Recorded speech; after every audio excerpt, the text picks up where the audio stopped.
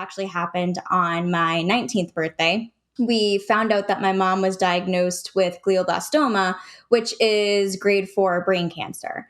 And so that diagnosis completely came out of the blue because it was something that she didn't even end up showing symptoms until about a month prior. And so it was something that was completely out of the blue, obviously very unexpected, but it was very eye-opening to me. And I kind of experienced that firsthand where I was like, we only have so much time in our lives, and there's only so many opportunities we have. And so if we feel passionate about something and if we feel excited about something, there's no better time to act on it than now. And so shortly after her diagnosis, that's when I really started to put in the work. And I was like, I'm going to start my company. I don't care if I'm only 19 or what people think of me. And then I launched Dash the Social 8 months later. Today's guest is Ashley Mason. Ashley is the owner of Dash Social, which is a marketing agency that she launched back in 2016. Besides that, she also runs a passion project called the Massachusetts Business Network, which provides support and educational resources to professionals and business owners throughout the state. She's not just a successful entrepreneur, though. She's an avid reader, and you'll hear all about her reading journey, and she's a runner. So she balances a fulfilling personal life with her professional pursuits. Her story is truly one of resilience, determination, and really, really, really the power of chasing one's dream, even in the face of adversity. We discuss Ashley's life from her childhood entrepreneurial dreams to the pivotal moment that really drastically changed her perspective and led her to establish her own company. From playing stores in the basement with her sisters to becoming a micro-influencer at the age of 16, her entrepreneurial spirit was evident from the very beginning. And she'll share with us how these early experiences shaped her career path and really fueled her to start her own business. Before we jump into the episode, I wanted to thank my Patreon supporters. Specifically, I'd like to thank Tracy, Emily, and Mickey for all supporting 2 episodes every single month on the Patreon tier. Thank you so much for your support. It helps cover the production costs and any of the software or hardware that I try to use to bring these stories to your ears. So thank you. If you're interested in directly supporting the show, please head to patreon.com/The Life Shift Podcast, and you can learn all about the different tiers as low as $3 a month. So without further ado, I'd like to introduce you to Ashley Mason.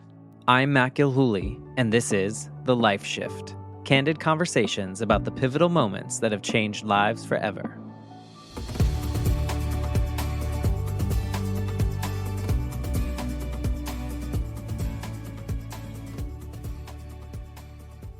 Hello, my friends. Welcome to the Life Shift Podcast. I am here with Ashley. Hello, Ashley. Hi, Matt. Thank you for having me. Well, thank you for being here. And we've been trying to do this for a few months now, but you decided, no, Matt, I'm going to make you wait multiple times. Good things come to those who wait. That's what I say. Always. That's what it was. No, I mean, I think it's, we have such busy lives in our normal lives, and I appreciate you making the time and finding a time that works for you, because I think the story that you're going to share today is something that unfortunately others can relate to. Mm-hmm. And my whole goal with this show is I hope there's someone just one person out there listening to an episode that is feeling alone in their circumstance, and they hear someone like you or my story or someone else's story, and they're like, oh, wow, I'm not alone in this. Like, someone else has gone through this and has kind of moved through, moved with, moved on, whatever that might be. And there's kind of a hope that comes with it. So thank you for just being willing to do it. Yeah, thank you for providing the space. It can be scary sometimes to share our personal stories, but I think we were talking before recording, I think sharing our stories publicly in ways like this is so much more impactful, especially like those of us that have experienced like a traumatic event or something that has been quite hard in our lives, because I think it just adds more layers and more human aspects, so that when we do talk about the things that society tells us that we should be talking about, it makes a lot more sense, like how we got there, or, like there's just a lot more layers to those stories. And so, Absolutely. Thanks again. Yeah, my pleasure. So, yeah, as we try to get into this, before we do, maybe you can just tell us a little bit, without giving away too much, of who you are right now in this moment, just to give us a little context of who Ashley is right now in 2024. You got it. So, my name is Ashley Mason. I am a marketing agency owner. My company is Dash of Social, which I started back in 2016. I also have a passion project called Massachusetts Business Network, where we provide support and educational resources to career professionals and business owners throughout the state. And I'm also a runner and a big reader in my free time. I didn't even mention that. Ashley and I are connected on, I'm just going to call it Twitter, but X, and on Instagram. And Yes. I see you post a book a day, pretty much, it seems. Pretty much. I don't know how many books. Yeah, you read so many books. You go to a library. I mean, it's just so inspiring to think with all the things you just listed in your life that you do. Yeah, like you have your own company, you have these side projects, you're running now in 2024, 10 miles twice a week, and you're reading. How many books did you read last year? 187. Oh, Just a casual number. yeah. So what is it about book reading, before we get into your story? What is it about book reading that you're so drawn to? Because there's clearly a very strong passion for it, because 187 in 52 weeks is quite a bit. I love that question. So I had always been a reader, which I had actually got from my mom. My mom was always a huge reader. And so just seeing her constantly reading new books and having our entire boiler room in our basement just full of boxes of books definitely rubbed off on me. When I started my company, and also when I was in school, I kind of like stopped reading as much as I had been, just because of the fact that it was just hard. And I realized that I had to pick and choose which tasks or projects I could dedicate my time to. And that meant that I had to kind of put reading on the back burner. But fast forward 5 years after starting Dash of Social, finally, after 5 years of just grinding, I hit an extreme period of burnout where I was just like, something has to change. And I almost just like quit working so hard cold turkey. And I was like, I need to do something to just really set that work-life balance. I realized for me that I always need to feel productive. And so that's why I was always pulling out my laptop after work or working on the weekends, because I just had this itch to be like, you're just sitting here, do something with your time. And so I realized that if I kind of replaced that urge to work with reading, I still felt productive, because reading is good for you and you're learning something in some way. And that's what really kind of helped me to kind of transition out. And of course, I just love to read. So I just ended up kind of ramping up the number of books I've read throughout time.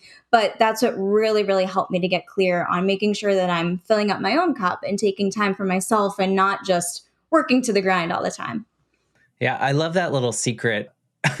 It's a secret checklist that you have going, though, because you're like, oh, I'm reading. It's great. Everyone look at, like, it's reading, but also I'm accomplishing reading this book. Yes, so exactly. I love that there's like this hidden agenda to satisfy the overworker, the people pleaser, probably, to just, try to be productive all the time.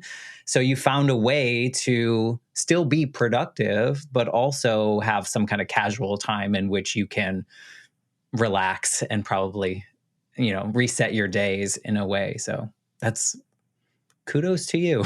Thank you. That's a lot of books. It is. It is. Good on you. And I love that it kind of ties probably a little bit into your story and kind of the attachments and the things that we bring along. As listeners may or may not know, I don't want to know a lot about my guests before they come on the show. So I have like a short question on the intake form that just to give me kind of some framework of what we're going to talk about. And I loved part of what you said, and I don't know if we'll go into it, but part of what you said was there was such a society's checklist for you. And it's so much of like what I talk to so many people about is that like at some point in our lives, whether that was through our parents or society or whatever, we kind of assumed that life, there were check marks that we had to accomplish by certain points so that we could be successful, quote unquote, successful in some way. And so part of what you said was there. And then we have another event that we'll talk about. So to get us there and to talk around that, maybe you can kind of paint the picture of what your life was like leading up to this pivotal moment that you feel really shows a before and after version of Ashley. You got it. So the pivotal moment actually started with the fact that I've always wanted to be an entrepreneur. So it's really entrepreneurship that came out of the pivotal moment that I'll cover in a bit. But for as long as I can remember, I've always had this desire to own a business. Like I always knew that one day, since like an extremely young age, that I would own a business, but I just never quite knew what it would be. One of the stories that I always tell is I have three sisters. So I have a twin and two older sisters. And we used to play this game a lot when we were younger called Stores. And so basically, the four of us would pretend that we each owned a different store. I was always the bank. My twin sister was always the pet shop. My other sister was the gym. And my fourth sister was always the clothing store or the boutique. And so we would just pretend that we owned these stores. Our basement would transform into an entire town every weekend. And we would just shop at each other's stores with fake money. And I became obsessed with the game and begged them to play it with me so much that they became sick of it. And they're like, we're not playing this anymore because we're stored out. Like, we can't do this. But it was just really that early introduction to entrepreneurship, like probably at age 6, that I really, really fell in love with. And I just kind of became obsessed with, I guess, if I'm being honest. And as soon as I could start making money, I did. I vividly remember like using my family's computer at age 10 to Google like how to make money as a 10-year-old. No 10-year-old really needs money, but I wanted it. Well, you could go shopping at your sister's stores. Yes, exactly. Support local businesses. So I remember feeling frustrated by like the lack of options that were available because of the fact that I was young. I mean, I wasn't old enough to babysit. All I could really do was have a lemonade stand, but I lived in a quiet residential neighborhood. And obviously being in Massachusetts, we only have so many months of nice weather a year. So I felt like my hands were tied. But I had ended up really kind of carrying that passion with me. One of the things that I also love to do, which makes sense now that I own a marketing agency, is I love to write. So that was one of the things that I also had always had in the back of my mind, was that one day I really wanted to start a blog. That actually ended up happening about 12 years ago in September 2012. I was actually in my sophomore year of high school at the time. And that was known to be a really challenging academically year. And I wanted some type of creative outlet to use to kind of like decompress from the sports that I was playing and the school stuff that was going on. And that's when I decided to start a blog. And so one of my, I call it like a toxic trait, but I guess it's a good thing, is that when I feel excited about something, like I fully commit. So I ended up just like reading. Exactly. And running. So what ended up happening was I just like dove full force into this blog and was probably spending like 10 to 15 hours on it per week, just writing blog posts, connecting with other bloggers and things like that. What age was this? I was like 15 when I started it. So I was young. I was early on in high school. And what was the topic? It was about like basically lifestyle. So it was geared towards high school and college age girls. So I talked about like study tips and outfits and just kind of like fun things that high schoolers are looking at. You were writing like real blogs, not like journal entries or like, oh, the woes of a teenager kind of thing. You were writing what a blogger would write that would get traction on their website and find, and using probably SEO techniques and whatnot. So good on you. I can't even imagine as a teenager to have that much drive and passion. So thank you. Yeah, it was something I really enjoyed. And although I enjoyed it and I was spending so much time on it, I was like, if I'm going to spend this much time on it, I need to make sure that more than just my family members and friends are the ones reading my blog posts, which is really what was happening. I was getting a lot of support from my family and friends, which is awesome, but they weren't my target market, and I knew that. And so I said to myself, how can I get seen in front of the right audience, which was high schoolers and college students? And that's when I realized that social media was the answer from there. So this was probably like 2013 at this point, and Instagram was brand new, probably 2 years old at that point. And so I started teaching myself how to build my blog through social media. I taught myself how to use social media from a business standpoint. And it ended up growing my blog a lot, which led me to become like a micro influencer. So I got like my first influencer deal when I was probably 16 years old. And it was a lot of fun. I did a lot of fun things. I would attend press events. I can't relate to any of this. because I'm old and we barely had the internet when I was in that. We were like, oh, wow, I can type and like search certain websites. But good for you. That's like, I think it's like it's a whole new world for people. I mean, I'm not that old. I'm only like early 40s, but the way that technology changed in those periods of time and how quickly it did, even in the last 5 years, as a Yeah. marketing agency, it's like every day you got to find something new to learn so that you can keep up with everything. And so it's so fascinating for people like me to hear, oh, you were 15, 16, and here you are getting deals from outside places because you had the wherewithal to teach yourself how to do something. Like, Yeah. your parents must be proud. Thank you so much. Yeah, it was a lot of fun. And I was getting all of these different influencer opportunities, but I realized that a lot of the small businesses I was working with barely had a social media presence, if any presence at all. And so I had thought to myself, there's a huge missed opportunity here because I experienced myself how much social media can really impact your brand and help grow it. And all of these companies are just kind of leaving money at the table by not putting in some time and effort into their social media presence. And so through the own work that I was doing, I started to feel passionate about social media and marketing, and I wanted to dip my toes in the water further.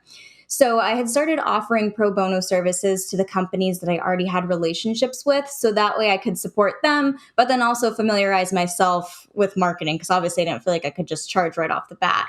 And so I ended up really enjoying that and got my first official freelance paid gig my senior year of high school when I was about 17. So Unreal. I was like obsessed, of course. So I was like, I want to do more of this. Yeah, good on you, though. I mean, that's in itself. I wish that all of us had something that we could find that we were so passionate about. I feel like it took me 40 years to find this podcast, and now I can understand what you mean about like I got to learn all the different things so that I can be better. Like before we record, you're like, I like your setup, and I'm like, it took a while to get here because I had to learn all these things, so I can kind of relate in that way. Absolutely. But like, you're making it happen by the time you were, you weren't even out of high school yet. Yeah, pretty much. So I had gotten my freelance gig in high school, and that's when I had that aha moment where I was like, I know a business I want to own one day, and I want to own a marketing agency. But we kind of have like these predetermined steps or tasks that we need to kind of cross off that society expects of us. And so for me, I felt like I had to go through the like traditional route of graduating high school, going to college, getting my degree, building a successful 20 plus year career, and then I can start a business. I didn't think it was normalized to start a business right off the bat. So I kind of thought that was the path that I had to take. But now my pivotal moment comes in my life shift, where during my freshman year of college, it actually happened on my 19th birthday. We found out that my mom was diagnosed with glioblastoma, which is grade 4 brain cancer. And so that diagnosis completely came out of the blue because it was something that she didn't even end up showing symptoms until about a month prior. And so it was something that was completely out of the blue, obviously very unexpected, but it was very eye-opening to me. And I kind of experienced that firsthand where I was like, we only have so much time in our lives, and there's only so many opportunities we have. And so if we feel passionate about something and if we feel excited about something, there's no better time to act on it than now. And so shortly after her diagnosis, that's when I really started to put in the work. And I was like, I'm going to start my company. I don't care if I'm only 19 or what people think of me. And then I launched Dash of Social 8 months later. Wow. Naturally, my thoughts are around this diagnosis of your mother and how that can affect someone that is 19 years old, trying to like start your life, but also like you're trying to be a college student, I'm assuming at the time. You're trying to do the normal, quote unquote, normal college things, right? And just like be that person. But now you have this life altering event that not only is altering the way that your mother can proceed through her life, but also like how do you navigate that? Did you have a period of like nothing matters anymore, I need to heal, I need to grieve, or did you like ignore and like head first into this thing? Because I think that's also a coping mechanism that we use as well. Did you have either path or What did that look like? How did that affect your day to day? Yeah, I would say it was a mix of both. So my mom and I were extremely close. So of course that was devastating, as it would be for anyone to hear of news like that and try to process it. But just like you mentioned, I know that my coping mechanism for grief is just work, just head down. If I'm so busy that I don't have to think about it, then I'll be okay. And of course, that's obviously what led to my overworking and my burnout 5 years later. But that's really how I got through things, was if I physically do not give myself time to think about it, I won't think about it. Does there come a time in which you have to think about it, or has that not? I mean, that might not even have happened yet in a way that sometimes we as humans kind of push it down far enough that it hasn't bubbled up. Did you have any moments in which this kind of exploded on you? Because I think it's healthy to love something so much, to do something so hard and really have this passion, but it also can serve us negatively in some ways too, right? Because the longer, I know this firsthand, my mom died when I was 8, and for 8 years I did not grieve in any capacity. And so it just bottled up for 8 years. And when I was about 16, I was forced to write an assignment. I wasn't forced, but I had to write a narrative assignment in my English class. And I wrote about the time period around my mom dying. And it was the first time I cracked. And like, I was a mess for a short period after that. So I'm curious if you've had those moments in which whatever you pushed down came out, because I think it's important for people to hear. Yes, I think definitely. So, what I found during the day to day while she was sick and while she was here is that I kind of just like put my head down and just try to get through the day. I had so many things I need to do that I was like, I almost didn't think about it. I just did it. But I would find that when I actually had those quiet moments at night, late at night, when I'm finally shutting my laptop and it's like, whew, you like finally like let that breath deflate, and then everything just kind of settles in and you're like, wow, this is what I'm going through. And especially seeing the physical changes that come when someone's going through cancer or any type of illness. I mean, I was like, this is not the mom that I remember. The mom that's like stands so close in my mind is just seeing someone become so frail, and someone who's so independent now needs to be 100% dependent on someone. And so that is really what like set in for me, I'd say. Did you, because you have 3 siblings, did you find comfort in talking with them, or are they different from you? Do they process things in a different way? Because I don't understand the sibling dynamic, because I'm an only child. So I didn't have anyone that I could use, I guess, for a lack of a better word, to kind of go through, because you're all going through the same thing. You have the same mother figure, but you might see it differently. Did you interact with your siblings in a way that was healthy and helpful to you guys?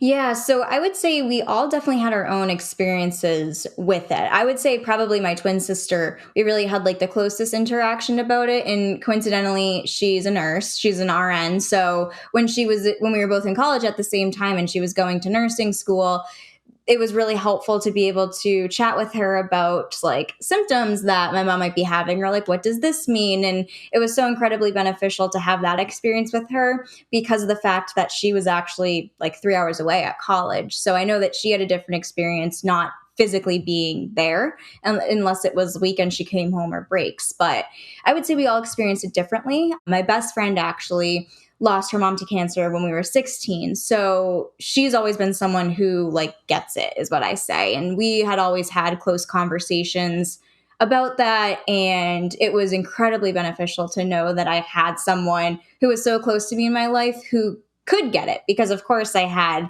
mean, I'm sure you understand this, like you have people in your life who are there for you, but if they don't experience it firsthand, sometimes it can be difficult to know what to say. And so it was nice to know that I had someone who could say the right things at the right time and who did know exactly what I was going through and how I was feeling. Did you feel comfortable talking to, like, bringing it up? Because I feel like I didn't. Like, I just felt like I couldn't, because people would think that I was not doing well, and I wasn't. But I Yeah. also was afraid to disappoint people, because I think I also assume this, like, if people see me happy, then that will eventually equal success and everything's fine, right? And so did you feel comfortable like bringing up those emotions as a teenager, I guess, essentially, a young adult. Yeah, I talked about it a lot, especially starting my business. I was very upfront about the fact, like, this is why I started my business. I was, of course, very honest and transparent with my clients of like, I have a terminally ill mother that I take care of. And I had to, or I wanted to really be transparent about that because when it came time to her passing away, the clients were in the know about that. And so it was one thing that I always shared on social media, and it actually really helped me to build a community. Like there was still to this day, 5.5 years later after she passed away, still to this day, people say to me, I used to love seeing all your posts about your mom and how close you were and everything you did together and how she inspired you to start your business. And it shows that, as we were talking about earlier, the stories that you share make an impact on someone and they make a difference. And so I felt like that was helpful for me to just openly talk about her and how much she meant to me. No, I think that is why people work with certain people, because they understand their why. They understand that they're a human. I mean, they might choose you over someone that promises them, XYZ exposure in their marketing agency when you're like, look, realistically, this is what we might be able to get. But also, here's who I am as a human, and here's what I'm willing to do for you. I think you know this. And Yeah. when you're helping people with their marketing materials, it's the story, it's the why, Yep. it's not the flashy, the Instagram posts that you just made. It's like, the meat of it. And I think I'm glad to hear that you did that, because I think it is so important. And for so long, I wish I had started sharing it sooner. I can't imagine what kind of healing that gave you as well, to know that there was a community of people out there that also cared about you. They didn't know you, but they cared about you. Exactly. And they were supporting you and moving through this very difficult.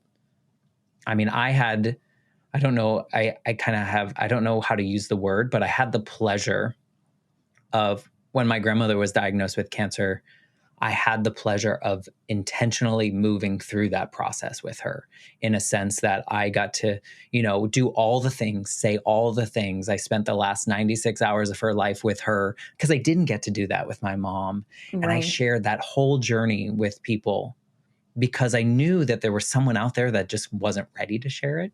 And they Yeah. felt like there was a community. So, I think that's wonderful of you. And I'm sure it helped you in some way as well, like in some kind of healing, like, let me at least let this out, what's happening. Did you find that? It did. And also pairing with that, I was, in a sense, her primary caretaker. My two older sisters were working full time and had apartments. My dad was working full time. And my twin sister, as I mentioned, was 3 hours away at school. And so we were incredibly blessed to have so many family friends and family members who would come each day of the week and just sit and spend time with my mom and visit. But she did have a stroke that left her in a wheelchair. So it required a lot of physical labor and physical work that we just didn't want to put on someone else. And so while my dad was at work and in between me going to classes in college and working, I took care of her. And that was everything from getting her out of bed to helping her in the bathroom, dressing her. Some days even having to physically pick her up and carry her down the stairs because she just couldn't do it herself, giving her medicine, feeding her, like everything. And so I think the fact that I took care of her in that sense and ultimately did for her what she did for me when I was growing up, and the showing the love that a mother gives to a child, I think that was huge in my healing and closure process, because I know that I gave everything that I could to help her in that sense. Yeah, and so much more than she probably would have ever asked for. Like, Yeah. like, I think I feel like parents are so selfless in that way, and it's just like, what an honor that you have those memories now. I know they're not positive memories in a way that, like, you don't want to remember her in that way, but Right. also you got to show your love in more than just a card, or more than, just the way that so many of us are conditioned to do. And so I'm sorry that you had to go through that, but I'm happy that you got to go through that with her, I am in a too. way. And I hope that doesn't sound offensive. No, Or not at all. I fully agree. I think as Americans, I think we're conditioned to, like, shy away from these things, right? I think because we're afraid of our emotions, we're afraid of what they're going to do to us. And to hear someone so young as you were, to give such a big portion of your life to help someone in need that was your mother. I think it's really inspiring, and I hope more people choose to do that, Yeah. even though it's like the hardest thing you'll probably ever have to do. Yeah, I agree. I agree. And so many people have had said to me, they're like, how do you do what you do? Because that's one of the things that I always share when talking about this story is that, like, I used to joke, I didn't know what it meant to be bored because literally every single waking moment I was spent doing something. And so 4 a.m. to midnight every day, my day was just packed. And so they're like, how do you do it? And I'm like, it's because I don't think about it. I just do it. I had to push my own feelings and thoughts aside so that I could be there for my mom in that sense. And it's like I didn't have the time I couldn't afford to have the time to like think about stuff and let these emotions drag me down. I had to kind of put on my big girl pants and keep moving forward. Yeah. Did she get to see you like launch this business and start to find success in this business? Was she around for some of that? She was. So she was around for 2.5 years. So that would have been June 2018 is when she passed away. And so there's actually, I think it's still the pinned post on my Facebook page for my business, but there's a post of her sitting in her wheelchair and she's holding up a printed piece of paper and it's my LLC for Dash of Social. And it was like one of the most amazing moments. She was always known for her smile. She had a giant smile and was always smiling. And so she just had what we call the classic Terry smile because her name was Terry. She just has the classic Terry smile. That's a very New England name. It is. Mary Teresa, very Irish Catholic Dorchester name. So she had her giant Terry smile on, holding this paper, and you can just see how proud she was. And so that was something that always guided me through the difficult days where it's like, I just know I always have her. I know that she's always been supporting me. Did you ever have the conversation with her or your parents in general about this society's checklist and how you felt that you had to do certain things, but now know, like, because of this, I now realize that I need to do the things that I want to do, not what I think other people expect me to do? Did you ever get to have those kind of conversations? Yeah, so not with my mom, because I would say that when she did have her stroke, which was about a year after her diagnosis, it made it difficult to speak and it made it difficult to have conversations. So she understood everything you were saying. She just couldn't really communicate back. So I had a lot of conversations with my dad, and my dad is incredible. I couldn't have asked for a better dad during this time. And I always say I feel extremely lucky because if any other 19-year-old were to go to their parents and say, I want to start a business, they probably would say, well, maybe you just like get a full-time job first and then like see how that works out. Like my dad was always just like, okay, like if anyone can do it, I know it's you. And so that was one thing that I experienced too, is that when I was in college, in addition to like going to school and having my business, I also had babysat and worked at a coffee shop. And so it got to the point where I just clearly fill my schedule, but it got to the point where we really did need someone to physically take care of my mom. My dad was like, I don't know what I'm going to do. And I'm like, well, why don't I just quit the coffee shop and I can just help out with mom? I'm like, I have my business, I have babysitting, like I'll be fine. And he's like, okay. So it's like he just didn't really say like, that's not a good idea or what have you. He's always been extremely supportive. And I feel like that's what helped me to get to where I am too, is knowing that the people who love me and mean the most to me were always, always, always in my corner and never once doubted my capabilities. Well, I would imagine too, they've seen the version of Ashley growing up that was always head first into everything that she was passionate about. And I think if you've proved yourself along the way, I think it makes it easier, right, for parents to be like, she's going to do this. Like, even if I say no, she's probably still going to do it. And so, I think it's great that you had that support. You're right. I think a lot of parents would not say no because they didn't believe in their child, but no because they were fearful of the world, right? They were fearful of how their child would move through the world if they didn't do what was expected of them. And yeah, you're right. You're lucky to have a parent that, or parents that wanted you to do this and were like, hey, make it happen. And here you are. Exactly. You've made it happen. Yeah. And I think that starting it in college too was helpful because like I kind of viewed it as like a playground ultimately, where it's like I didn't really have bills in college or anything like that. It's like it could be my trial period where if Dash of Social hadn't worked out, then I could just graduate and get a full-time job. Like that's no big deal compared to someone perhaps starting it after college. And it's like, okay, well, now you have student loans to pay and you might have rent or stuff for your car. I was grateful. I know I'm privileged in that sense, but I'm grateful for the fact that I had a roof over my head that I didn't have to pay for, and I had food that I didn't have to pay for because my parents always kept the house well stocked and everything like that. And so just knowing that I didn't have those worries, I think made it much easier for me because I didn't have as much pressure riding on me. Of course, I put a lot of pressure on myself because I wanted to succeed, but it made it easier knowing that if it didn't work out, it'd be okay because I could just move forward. But I think it also helps that you loved it so much. I think that your passion for it was so much. I was wondering, like, when your mother received the diagnosis, was that like something like you had already started and it was like hyperdrive, this is going to happen? Or how did that diagnosis really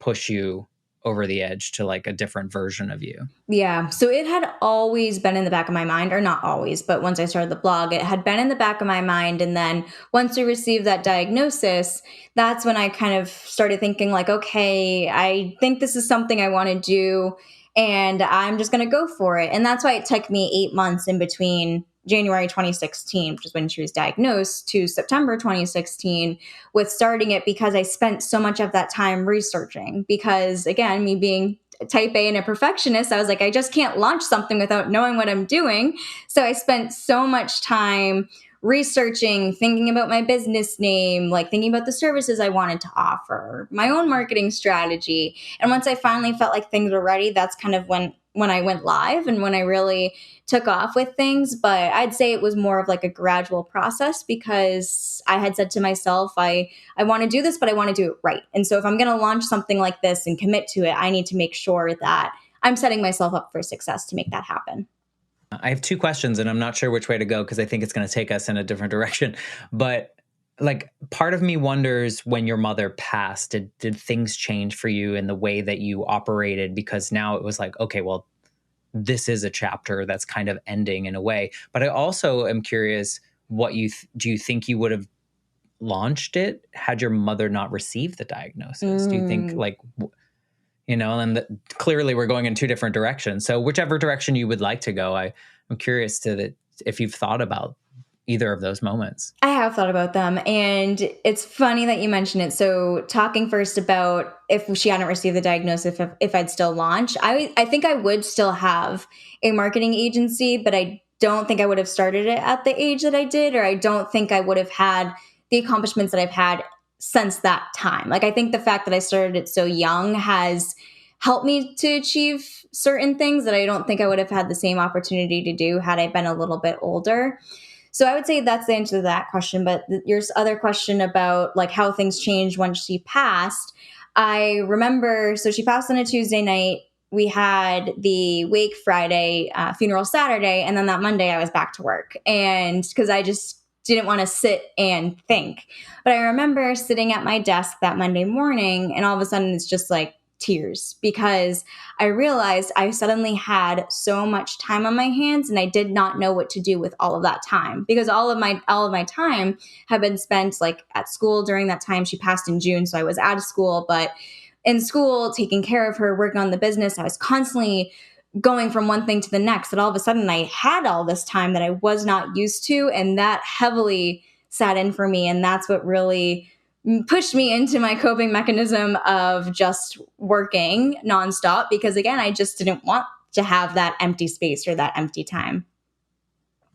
Yeah, because it would force you to process things that maybe you just weren't ready to. I mean, the week after is not really the easiest time to process a loss that large. And so I get it. I think that your coping mechanism of diving into work and just being so busy that you're so busy until you're so tired that there is no time in between for you to really take care of yourself in an emotional way, I would imagine. How long did that period of like overdrive last for until you had this sense of like, I'm going to burn out, or I am burnt out? Yeah, it was 5 years since I started. So I started my company September 2016, and it was August 2021 where I finally was like, something needs to change. And what actually was that pivotal moment, my second pivotal moment, was I was supposed to go away with my then boyfriend, now fiance's family down to the Cape Cod, for a week-long vacation. And it was the night before we were leaving. I guess it actually ended up being the day of that we were leaving. I was up till 3:30 in the morning finishing work. And it's not that I was poorly managing my time or that I just like wasn't being efficient or effective. It's the fact that I just overloaded my plate so much that I felt like I had to stay up till 3:30 in the morning to get everything done before I felt like I could take time off. And at that point, of course, that was also through the pandemic. I was very grateful that my business performed really well during the pandemic, with many businesses needing to go online. And because of that, I accepted every single project my way, because I saw firsthand the businesses that had the complete opposite situation as me, where they were shutting down or they couldn't keep their businesses running. And so I would have felt so guilty if I were to complain about being busy when there was people who would do anything to be busy. And so that was a really big challenge for me. And it was just when I ended up realizing that I was working extremely long hours every day to work. But it was finally that 3:30 a.m. moment where I was like, this is ridiculous. I don't need to keep doing this to myself. And I was like, when I get back from this vacation, things are going to change. And that's exactly what happened. My first day back to work, like I mentioned earlier, like cold turkey, just kind of quit the overwork and was just ready to focus on myself. How did you do that? How did you quit? Like, because I mean, if you have a lot of clients and you have all this, how did you, like, if another entrepreneur is listening, like, how do you get out of that overdrive? Yeah. And I think what it all came down to was just finally delegating more to the incredibly talented team that I had built. I had a team. That's the issue, is that I had a team, but all of these things would come my way and I'd say, oh, well, I can do it. That'll take 5 minutes. Oh, I can do it. That's no problem. Next thing you know, it's like 100 5-minute tasks later. I'm like, now it's not just 5 minutes. So I think it all came down to the fact that I needed to stop feeling like I needed to do everything myself. And it was okay to rely on my team because that's what they were here for. And so it really just kind of forced me to get into the mindset of, what do I need to delegate next? What are the things that I absolutely have to do myself? What are the things that my team is able to handle for me? And so it really kind of forced me to be mindful of that and make sure that I wasn't saying yes to everything. But that kind of really allowed me to take that step back. And then I finally realized, oh, delegating is what allows me to work normal business hours. Yeah, I mean, I think that's the downfall of loving what you do so much too. I think because you're like, I just like to do it, like I'm just going to keep, and eventually the pile gets larger and larger. And you're like, again, like you said, oh, that'll take me 5 minutes. I can do that. Plus I love doing that. I'm really good at that, whatever it may be. And then you're just like, you love it so much that it's not like you hate it that you're working till 3:00 in the morning, but you also hate it because you're working till 3:00 in the morning. Exactly. I mean, I guess I don't think I would work on the podcast. The smallest thing that I can relate to doing this podcast is early on, I would take as many people that wanted to record at once. And sometimes I was recording like 4 episodes a week, which some conversations are really deep and heavy. And as a natural empath, it's like you absorb a lot of that and it's just not healthy. And so I can kind of relate in the sense that, you're doing fun stuff maybe, and part of your stuff is fun and part of it's probably not very fun, very business-like and things you don't love to do. But staying up till 3:30, you were like, okay, I'm supposed to be on vacation in 3 hours, 4 hours to head to the Cape for a week. And here I am working to earn my vacation of some sort. I'm sure that was part of that. It was, for sure. Do you think that someone that is in this entrepreneurial space that's facing all these other things in real world, I guess, in family life or facing something hard like this, do you think that the way that you approached it would be the way that you would approach it if you knew now what you like? Would you face your mom's diagnosis and eventual passing in the same way, knowing what you know now?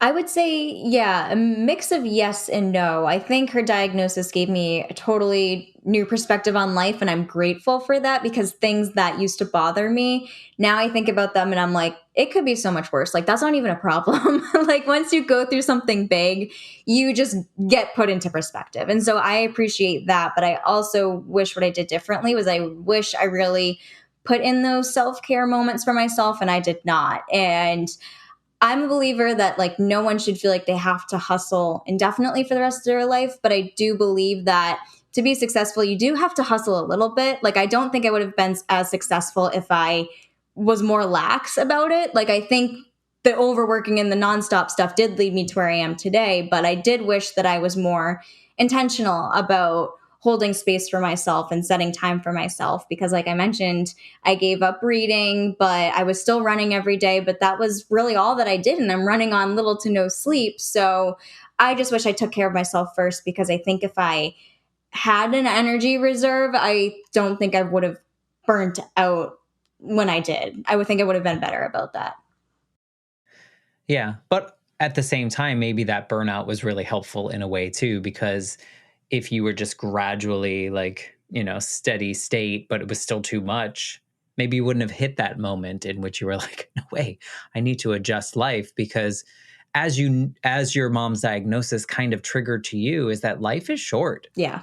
And it can't spend the whole time working, right? So I'm Absolutely. assuming that now even though you're reading 187 books a year and hitting that checklist, you're still taking some downtime for yourself for things that are, I mean, I would imagine that a good percentage of those are fiction books, right? That you can escape into something that's not like, let me learn how to do SEO kind of thing. Exactly. That's my one non-negotiable with reading, is that I genuinely don't want to read about business. Like, I love business. I love everything about entrepreneurship, but that's what I always say is like, I read to relax. If I'm reading about business, that's not relaxing, that's working.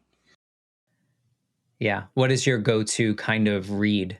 Thrillers. I love thrillers because I think they're page turners, and it's really easy to get like so engaged and invested in the storyline.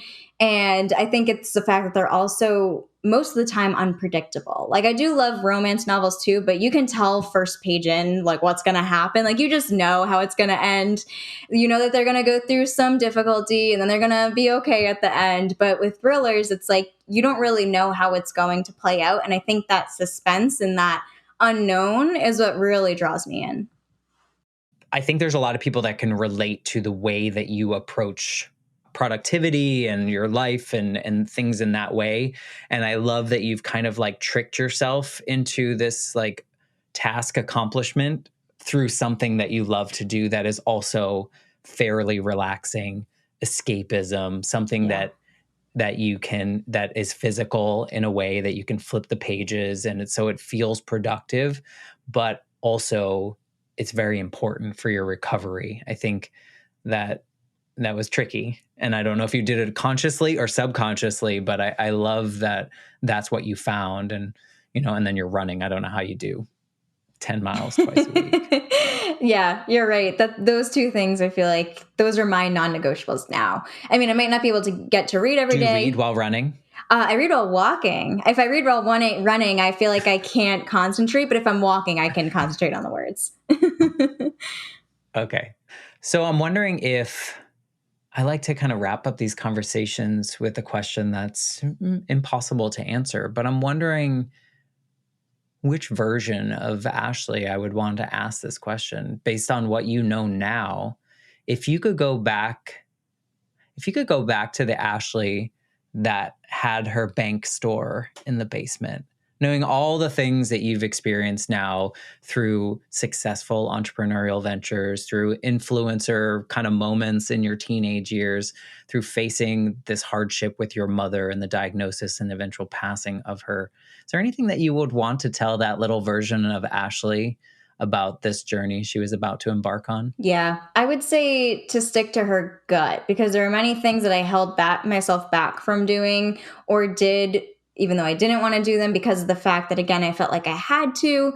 And I feel like as people, but especially as women, I feel like we're very intuitive, and we talk ourselves out of trusting that feeling. And we try to say like, nope, that's like not right. We're overthinking it. But 9 times out of 10, I find that my gut is right. And so I wish I had listened to that earlier, whether it's about like business projects I didn't want to take on, or again, starting my company when I did. That's the one gut feeling that I listened to. But I feel like I wish I started doing that earlier until it got to the point where I was like, I need to just follow what I want to do, if that makes sense.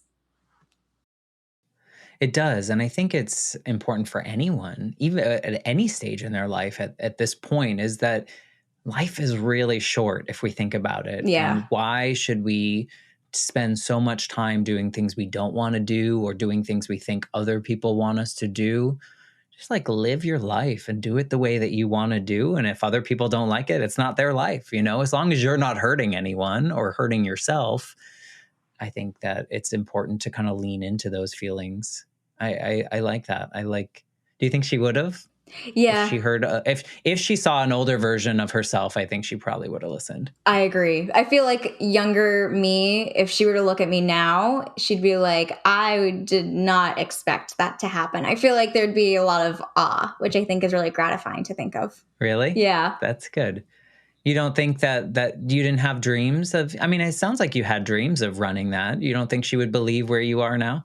I think so, but I don't think at the age that I am. So I started Dash of Social at 19, but now I'm 27, and I feel like she'd probably be like, 19-year-old you started that? Yeah. No, it's super impressive. And I think I was part of that crowd that really believed that you do have to go to college, then you have to get the job, then you have to work the full, and then you can find the things that you like to do. Yeah. Right. I think good on you for starting that at 19. Good on you for continuing and loving it so much and finding this passion. I think you're one of the lucky ones. I don't think that there are so many people that find the passion that they're able to make a career out of and make something from it. So super impressed by your dedication to the things that you love to do. And I'm happy that you found it. I mean, I think that's big. Me too. Thank you so much. If people want to learn more about your company or just like follow you, or just maybe they have a story that's very similar and they just want to share it with you, is there a best way to get in your orbit? Absolutely.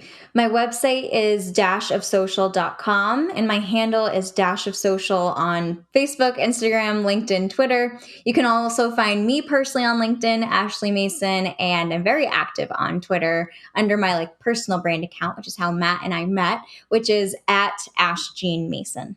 Awesome. We will include all those easy links in the show notes so people they don't have to jot it down while they're listening, but they can easily click on it and connect with you. Highly recommend that you get into Ashley's orbit and see what she's putting out there, even if you're not searching for a marketing agency or anything like that. I think it's important that we hear each other's stories and we connect with other humans that are doing really cool things. So I appreciate you. Thank you for sharing this hard story, but also how the pieces of your life have affected you and how you've made these changes to make you the version that you are today. Absolutely. Thank you so much for giving me the opportunity.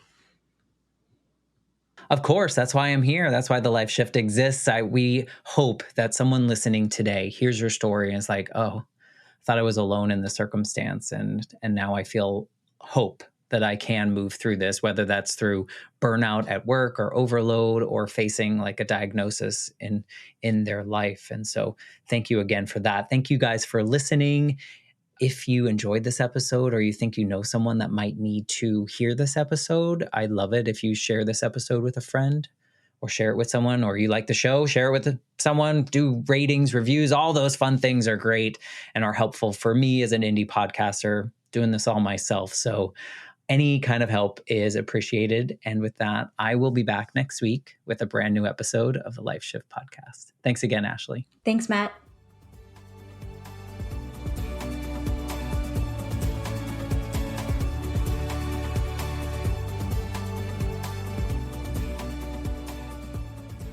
For more information, please visit www.thelifeshiftpodcast.com.